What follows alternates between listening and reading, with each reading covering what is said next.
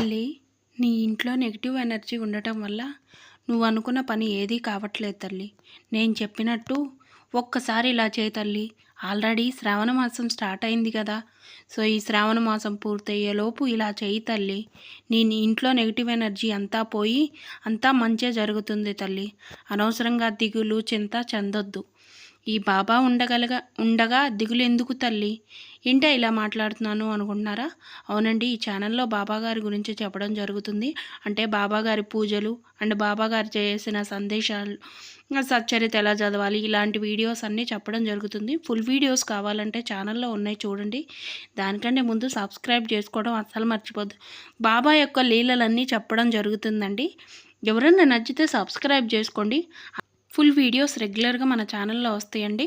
బాబాగారి గురించి ఇంకా తెలుసుకోవాలి అనుకున్న వాళ్ళు మన ఛానల్ని అయితే సబ్స్క్రైబ్ చేసుకోండి. ఓం సాయి.